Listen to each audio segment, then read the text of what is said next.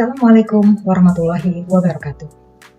Perkenalkan, saya Dewi Kurnia Indrastuti, dosen akuntansi dari Sekolah Tinggi Ilmu Ekonomi Trisakti.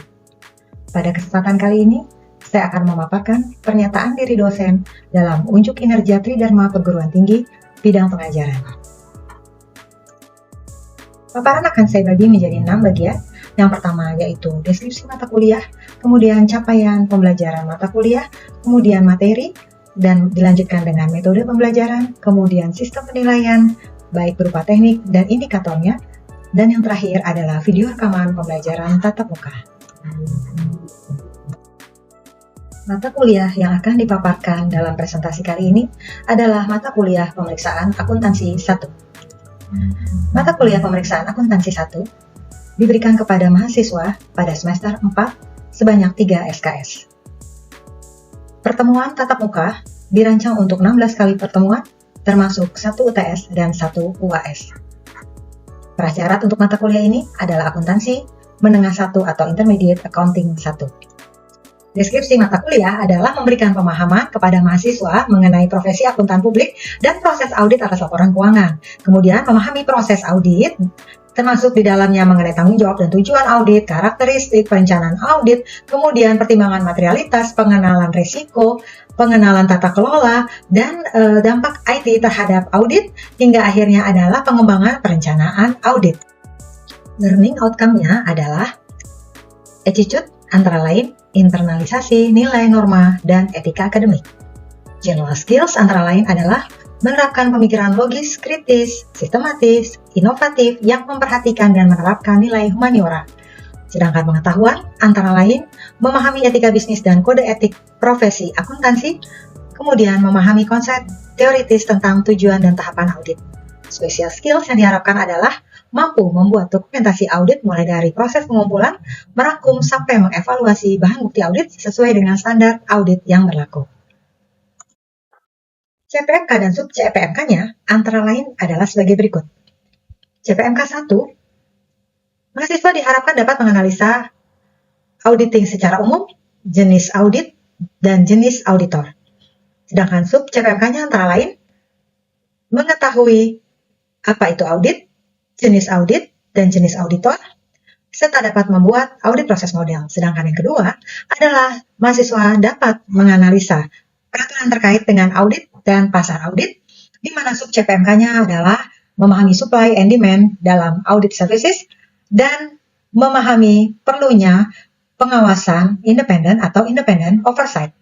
Yang ketiga, CPMK-nya adalah mahasiswa mampu mengevaluasi etika untuk profesional akuntan, di mana sub CPMK-nya antara lain adalah mengevaluasi standar etika yang berlaku, termasuk semua bagiannya yaitu part A, B, and C. Kemudian menganalisa enforcement untuk persyaratan etika. Yang keempat adalah mahasiswa mampu menganalisa independensi sebagai suatu hal yang sangat penting dalam proses audit, di mana sub CPMK-nya antara lain adalah menganalisa independensi dan perannya di dalam audit, dan dapat memahami konflik, kemudian ancaman yang timbul dari ketidakindependensian auditor terhadap kliennya. Kemudian CPMK yang kelima adalah menganalisa mengenai perikatan assurance and professional skepticism, di mana sub CPMK-nya antara lain memahami dan menganalisa elemen dari perikatan assurance dan dapat menganalisa audit atas data keuangan historis, serta dapat mengetahui dan menganalisa professional judgment, professional skepticism, dan inherent limitation. CPMK ke-6 adalah memahami mengenai jasa assurance dan non-assurance, di mana antara lain dapat memahami dan menganalisa review engagement, related services engagement, dan lainnya. Kemudian CPMK selanjutnya adalah dapat mengevaluasi risiko audit berdasarkan audit judgment, di mana sub CPMK-nya adalah mengetahui mengapa risk-based audit sangat bermanfaat sebagai alat bantu bagi auditor, dan bagaimana pendekatan untuk meminimalkan audit risk. CPMK ke-8 adalah mampu menganalisa mengenai penerimaan klien atau client acceptance, di mana antara lain menganalisa mengenai latar belakang klien dan kemampuan untuk menganalisa mengenai terpenuhi tidaknya standar etika. Kesembilan adalah mampu membuat analisa tentang konsep audit dan perencanaan audit, di mana sub CPMK-nya adalah memahami audit risk model, mengetahui mengenai materialitas dan fraud irregularities. Sedangkan ke-10 adalah mengevaluasi pengendalian internal dan lingkungan pengendalian, di mana sub CPMK-nya antara lain adalah memahami pentingnya pengendalian internal dan komponennya serta mengevaluasi lingkungan pengendalian.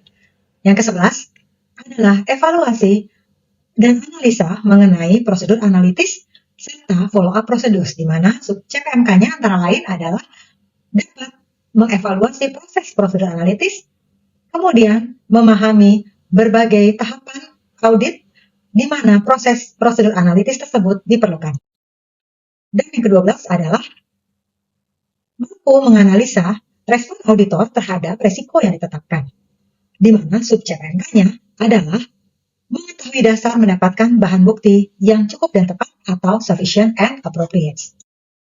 Subject materials untuk pemeriksaan akuntansi 1 terdiri dari 12 materi, dimulai dari overview, kemudian pasar audit, kemudian etika, pemahaman atas independensi, kemudian jasa audit, other assurance and non-assurance engagement, kemudian risk-based audit approach, kemudian perlindungan klien, kemudian mengevaluasi perencanaan, mengenai internal control and control risk, kemudian mengenai prosedur analitis, dan yang terakhir adalah mengenai respons auditor terhadap risiko yang telah ditetapkan.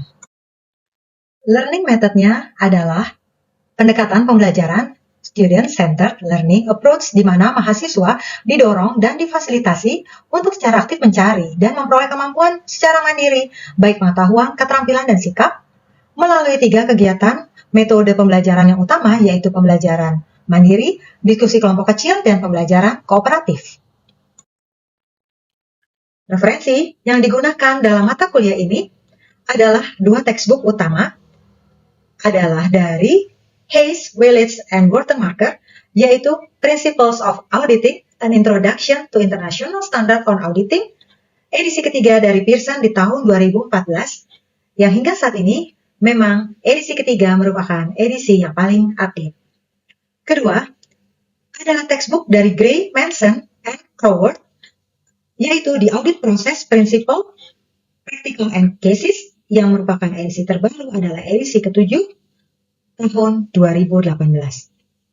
Selain itu, agar mahasiswa mendapatkan pemahaman yang lebih mengenai materi ini di dalam konteks kantor akuntan publik di Indonesia, maka referensi ditambah dengan mempelajari dan memahami Kode Etik Profesi Akuntan Publik tahun 2021, kemudian diperkenalkan juga dengan Standar Profesi Akuntan Publik Indonesia yang terbaru, dan dilengkapi dengan Peraturan Menteri Keuangan Republik Indonesia tentang pembinaan dan pengawasan akuntan publik. Dari uraian di atas dapat disimpulkan bahwa penyampaian materi pemeriksaan akuntansi 1 adalah memenuhi konsep DIA, yaitu Delivery Interaction Assessment sebagai berikut. Assignment and grading terdiri dari assignment berupa exercise and cases dari textbook dan presentasi dalam kelompok, kemudian grading komponennya terdiri dari UTS dan UAS masing-masing 30%, assignment and presentation 15%, quiz 10%, dan partisipasi 15%. Selanjutnya adalah video pembelajaran tatap muka untuk mata kuliah pemeriksaan akuntansi 1. Terima kasih.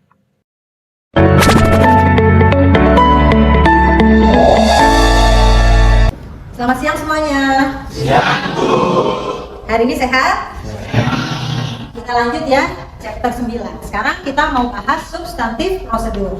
Kalau minggu lalu kita bahas test of control, kita sama-sama sudah memahami bahwa tujuannya untuk mengetahui apakah pengendalian internal dari klien berjalan efektif.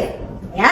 Nah sekarang kita masuk ke pemeriksaan yang kedua, yaitu substantif prosedur. Kalian bisa baca definisinya bahwa substantif prosedur ini tujuannya adalah untuk mendapatkan ada tidaknya salah saji yang material pada level asersi. Ya. Nah, ada 2 kelompok, yaitu test of details of transaction and balance dan analytical procedures. Ya. Nah, kita lihat apa sih ya masing-masing kelompok ini definisinya apa. Nah, test of details of transaction dan test of details of balance itu isinya adalah untuk mengidentifikasi ada tidaknya salah saji material ya di level asersi, di level balance, dan di level laporan keuangan di penyajian. Oke? Nah, sedangkan kalau kita bahas analytical procedures ya, berarti kita adalah apa kemarin kita bilang kalau analytical procedure, kalian prosedurnya adalah membandingkan. Jadi kalian bisa membandingkan antara budget dengan realisasi, bisa membandingkan antara perusahaan dengan rata-rata industri. Itu yang dilakukan di analytical procedure. Oke? Nah, jadi pada testing of balance fokusnya adalah melihat salah saji material yang bisa disebabkan karena overstatement atau understatement. Ya. Nah, jadi kalau kita lihat Bu, jadi cocoknya test of details of balance itu untuk akun yang bagaimana? Ya, test of details of balance berarti kita ngomongin kita mau ngaudit saldonya ini valid nggak, benar nggak? Ya, maka ini cocok untuk akun-akun yang mutasi transaksinya banyak. Ya, karena dengan banyaknya mutasi transaksi, otomatis resiko kesalahannya naik atau turun? Naik ya, berarti ada kemungkinan peningkatan kesalahan ya. Nah, pada akun apa contohnya? Anda lihat apa sih yang sering mutasi? Kalau penjualan kredit berarti melibatkan AR gitu ya.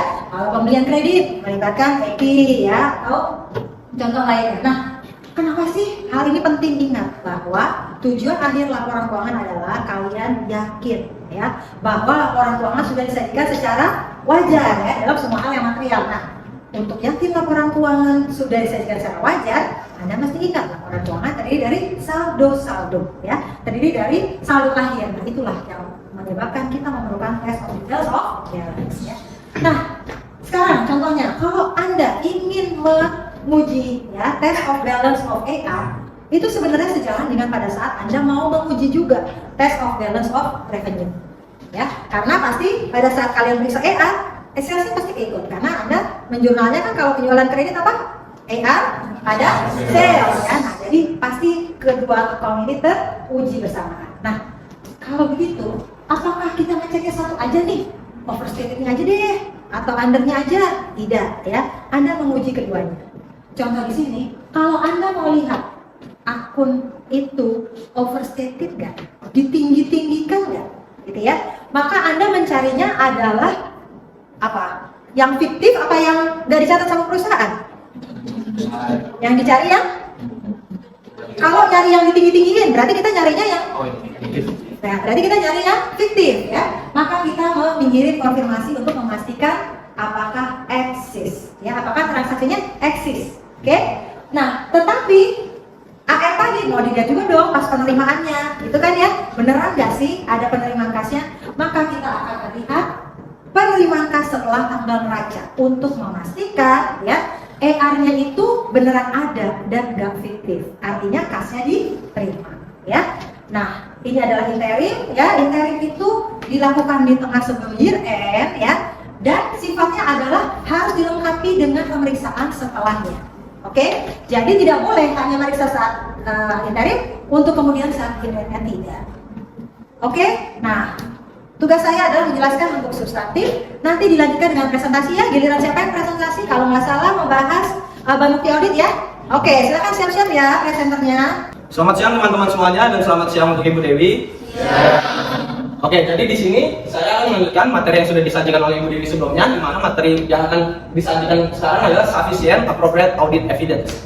Boleh di next? Nah, oke. Di sini yang pertama saya akan menjelaskan terkait ISA 500, di mana ISA 500 ini menyatakan bahwa tujuan dari seorang auditor itu adalah untuk merancang dan melaksanakan prosedur audit sebagus mungkin atau sebaik mungkin untuk dapat memperoleh bukti audit yang cukup dan sesuai. Di mana jika auditor telah memperoleh bukti audit yang cukup dan sesuai, ini itu bisa memberikan auditor kesimpulan yang memadai. Untuk selanjutnya ada ISA 200, di mana di ISA 200 ini merupakan menyatakan bahwa keyakinan yang masuk akal itu bisa diperoleh ketika seorang auditor telah memperoleh bukti audit yang cukup dan sesuai untuk bisa menurunkan level risiko audit ke level yang dapat diterima. Selanjutnya ada di sini ada ISA 330, di mana ISA 330 ini mengharuskan seorang auditor untuk dapat menyimpulkan apakah bukti audit yang cukup dan sesuai telah diperoleh. Nah, boleh. Nah, selanjutnya yang dari tadi kan udah dibahas terkait auditor itu harus bisa menemukan bukti yang cukup dan sesuai. Nah, sekarang saya akan menjelaskan faktor apa saja sih yang mempengaruhi pertimbangan seorang auditor mengenai bukti audit yang cukup dan sesuai. Yang pertama, di sebelah kiri sini bisa teman-teman lihat ada hasil dari prosedur yang telah dilakukan, termasuk apakah prosedur audit tersebut mengidentifikasi adanya kasus spesifik terkait fraud atau error. Nah, contohnya itu mungkin jika seorang auditor menemukan adanya fraud atau mungkin risiko yang tinggi di akun cash, akun penjualan ataupun akun penerimaan, akun receivable. Nah, jadi jika ditemukan fraud, jika ada risiko yang tinggi, jika auditor menemukan risiko yang tinggi di ketiga akun tadi, auditor dapat menspesifikkan atau lebih fokus untuk memperbanyak bukti di ketiga akun tersebut. Selanjutnya yang di kanan sini ada pengalaman yang didapat selama audit sebelumnya terkait kesalahan potensial. Nah, misalnya kita ngaudit perusahaan A di tahun 2023. Kita bisa ngeliat nih di audit perusahaan A tahun 2022 sebelumnya ini apakah ditemukan adanya salah saji yang material. Mungkin sebelumnya kita menemukan adanya salah saji yang material terkait akun pembelian. Nah, di audit di tahun sekarang ini kita bisa lebih fokus ke akun pembelian tersebut untuk memperbanyak bukti biar kita bisa ngecek nih apakah perusahaan A yang kita audit ini udah memperbaiki karena sebelumnya dia ketahuan ngelakuin fraud gitu. Kita bisa ngecek nih di tahun audit yang sekarang apakah perusahaan A ini udah memperbaiki kesalahan mereka. Kemudian selanjutnya yang ketiga ada efektivitas respon dan pengendalian manajemen dalam mengatasi risiko. Nah, kenapa sih hal ini itu bisa mempengaruhi auditor untuk mempertimbangkan buktinya itu cukup atau sesuai?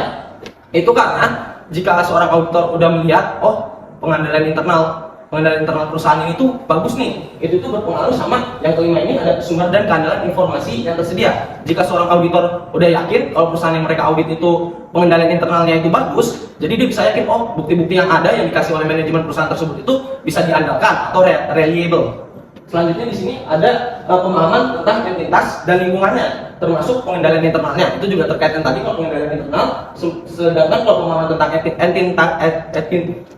entitas dan lingkungannya itu, kita sebagai seorang auditor harus tahu nih perusahaan yang lagi kita audit ini itu jenis perusahaannya itu perusahaan apa, biar kita bisa tahu apakah mereka sudah melakukannya sesuai dengan prosedur atau peraturan standar akuntansi yang berlaku. Selanjutnya ada kekuatan bukti audit. Yang paling terakhir ini, kekuatan bukti audit itu contohnya adalah apabila kita lagi ngaudit akun penerimaan piutang atau akun receivable nih. Nah, kan kita nggak bisa cuma melihat dari faktur-faktur yang ada di perusahaan doang. Misalnya bilang ini ada penerimaan sebesar ada piutang 50.000 dari perusahaan A. Tapi kita juga harus mengkonfirmasi ke perusahaan A apakah benar perusahaan ini A ini itu harus membayar utang kepada perusahaan yang sedang kita audit. Nah, materi selanjutnya akan disampaikan oleh Putri. Selanjutnya di sini ada sufficient appropriate audit evidence atau bukti audit yang sesuai dan dapat dipercaya. Di sini itu ada 6 pertimbangan. Yang pertama ada materialitas item yang sedang diperiksa. Pengaruhnya itu pada bukti itu semakin material suatu item maka semakin besar juga bukti yang dibutuhkan. Contohnya itu misalkan kita pengen sebagai auditor kita pengen tahu nih building perusahaan itu benar gak adanya. Nah itu kita pasti buktinya tuh butuhnya lebih banyak daripada kita tuh pengen ngecek equipment pada perusahaan. Selanjutnya ada pertimbangan yang kedua yaitu efektivitas respon manajemen terhadap risiko.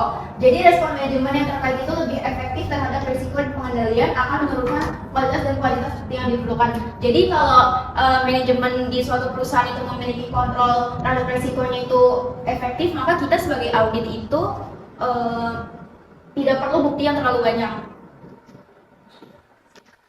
Sekian dari presentasi dari kelompok kami, lanjut ke sesi pertanyaan. Oke, sekarang kita masuk ke sesi tanya jawab ya. Tadi presenter sudah menjelaskan bahwa ini cara mendapatkan bahan bukti yang cukup dan tepat ya, sufficient and appropriate, dan saya menjelaskan tentang substantif prosedur ya. Nah, ini bukti audit ini harus memenuhi syarat ini ya. Jadi harus relevan, harus reliable ya, dan harus persuasif ya.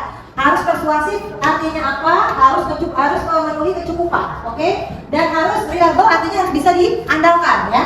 Nah, jadi kalau dari sini saya mau tanya nih, kalau misalnya kamu punya, apa presenter juga boleh ya, siapa boleh jawab. Kalau misalnya kamu punya bahan bukti Yang satu berupa fotokopian dikasihnya sama klien ya. Yang satu dokumen asli. Kira-kira lebih reliable yang mana? Lebih bisa diandalkan yang mana? Yang asli, good ya. Yang kedua, misalnya kamu mencari bukti dengan inquiry, dengan bertanya ya. Kamu bertanya dengan staf kantor, oke, stafnya klien tentang pinjaman bank ya. Kemudian yang kedua, kamu bertanya kepada bank dan juga meminta bukti legalitas bahwa klien kita punya pinjaman. Lebih reliable yang mana? Yang bank. Nah, itu adalah contoh-contoh kita mencari barang bukti yang efektif ya, dan yang sufficient dan appropriate ya. Nah, sekarang saya mau tanya nih ke presenternya. Tadi kan katanya ada substantif prosedur, ada test of control gitu ya, dan boleh dikerjakan saat interim. Boleh nggak semuanya itu kita kerjakannya itu interim aja, nyicil, supaya pas year end audit kita nggak usah banyak-banyak cari barang bukti auditnya. Boleh nggak? Saya mau jawab. Ya, oke, silakan. Menurut saya boleh, Bu. Karena gini, substantif prosedur itu kan istilahnya kita kita tuh mencari apakah ada salah satu material di dalam asetnya yang berarti. Nah, interim year ini dilakukan ketika sebelum laporan keuangan keluar. Nah, dengan kita melakukan itu, kita tuh bisa menurunkan workload auditor. Jadi dengan workload auditor turun, ketika end of year, nanti ketika audit end of year periodnya akan menurunkan dan akan auditor tuh bisa lebih lebih fokus ke area yang dia harus. Dan juga satu lagi menurut saya itu dengan kita interim year kita melakukan substantif prosedur, kita bisa melihat apakah ada data yang tidak wajar. Karena dengan ada misalnya angka yang tidak wajar, dengan itu kita akan melihat misalnya accounts payable karena accounts payable itu biasanya dilunasi setelah neraca keluar. Nah, jika tulisan accounts payable tidak matching dengan catatan aslinya, maka kita bisa mengendali pada saat weekend ya. Oke, ya betul. Jadi kita boleh melakukan substantif pada saat interim, tetapi pada saat menjelang year end itu harus dilengkapi dengan alat bukti lainnya. Ya, kita tidak boleh rely on hanya pada hasil pemeriksaan pada saat interim, gitu ya. Nah, ini tadi contohnya mana yang lebih reliable ya, lebih bisa diandalkan. Nah, sekarang saya mau tanya, kalau misalnya saya nggak dapat bukti, ya, saya mau cari informasi apapun dibatasin, itu gimana ya? Apa yang harus saya lakukan supaya barang buktinya menjadi cukup dan tepat kalau ada pembatasan? Kira-kira apa yang mesti dilakukan? Oke, ada ide? Presenter? Berarti yang pasti adalah kita mencari prosedur alternatif ya. Kita cari, kalau misalnya dari konfirmasi yang pertama nggak dibalas ya, berarti kamu harus kirim konfirmasi kedua ya. Pada saat kamu periksa cabang ini nggak dikasih, berarti kamu harus cari cabang lain untuk mengganti cabang yang kamu tadi dilarang periksa ya. Nah, apakah sufficient dan appropriate ini berpengaruh terhadap komuni? Siapa mau coba? Siapa? Ya. Pertanyaannya apakah? Tadi kan pertanyaannya itu adalah apakah sufficient dan appropriate itu berpengaruh terhadap opini yang diberikan oleh seorang auditor. Jadi kalau berdasarkan ISA tadi, peraturan ISA tadi atau International Standard Auditing, nah auditor itu memerlukan bukti yang cukup dan sesuai atau sufficient and appropriate audit evidence untuk dapat membuat atau untuk dapat memberikan sebuah opini terkait laporan keuangan. Apakah laporan keuangan itu wajar tanpa pengecualian atau wajar dengan pengecualian, atau bahkan seorang auditor itu tidak memberikan pendapat atau pernyataan. Oke, bagus ya. Jadi pada saat kamu mendapatkan pembatasan, maka Anda bisa mengeluarkan wajar dengan pengecualian. Kalau di area lain kita masih bisa mendapat keyakinan. Oke? Tanya jawab, mungkin dilempar untuk satu orang saja. Ya, silakan. Saya izin bertanya pada presenter, bagaimana auditor gunakan data keuangan atau non keuangan untuk identifikasi potensi salah saji? Terima kasih. Oke, saya akan mencoba menjawab pertanyaan dari Fasya mengenai hubungan antara data keuangan dengan data non keuangan dengan potensi salah saji. Nah, sebagai auditor kita contoh sedang mengaudit perusahaan manufaktur. Nah, untuk memeriksa data keuangan penjualan misalnya, kita kaitkan dengan data non keuangan yaitu produksi. Nah, jika ada peningkatan yang relatif tinggi terhadap penjualan, maka kita harus membandingkannya dengan tingkat produksinya. Apakah akan ada peningkatan unit produksinya? Nah, jika misalnya tidak sebanding, maka ada potensi salah saji terkait dengan penjualan tersebut. Ibu, saya izin bertanya kepada presenter. Kenapa sih tadi kan dijelaskan bahwa barang bukti audit itu harus bersifat persuasif, Ibu? Nah, itu kenapa barang bukti audit itu harus bersifat persuasif dan bukan konklusif seperti itu, Bu? Terima kasih. Saya ingin menjawab pertanyaan dari Dana, mengapa bukti itu persuasif bukan konklusif. Jadi gini, tujuan dari auditor adalah mendapatkan reasonable assurance, bukan total assurance atau absolute assurance. Jadi dengan bukti persuasif, buktinya itu memadai, karena kan kita mengecek beberapa akun ya. Kan kita nggak mungkin tuh dengan adanya bukti konklusif itu kita semuanya satu ting harus benar. Jadi untuk mencapai kesimpulan reasonable assurance kita membutuhkan bukti persuasif, bukan bukti konklusif. Oke, bagus ya, pertanyaannya bagus, jawabannya bagus ya. Jadi sudah benar jawabannya tadi, keduanya benar. Bagaimana cara kita menggabungkan antara data finansial dan non finansial, ada seperti tadi ya, bandingkan antara sales secara rupiah dengan unit produksi gitu ya. Atau kalian lagi industri hotel lagi di audit, kalian bandingkan salesnya dengan jumlah kamar gitu ya. Nah, sedangkan kenapa bukti audit itu dikatakan bukan konklusif melainkan persuasif, karena tadi kita ini memeriksa banyak account yang saling menguatkan ya. Jadi tidak cukup satu bukti saja yang udah convince ya, langsung meyakinkan tegas itu tidak bisa, tapi kita harus punya bukti yang saling menguatkan. Oke, sampai sini masih ada pertanyaan nggak? Ada. Oke, insya Allah kita ketemu lagi ya dalam minggu depan. Semoga kalian bisa pahami materi hari ini. Terima kasih perhatiannya. Assalamualaikum warahmatullahi wabarakatuh.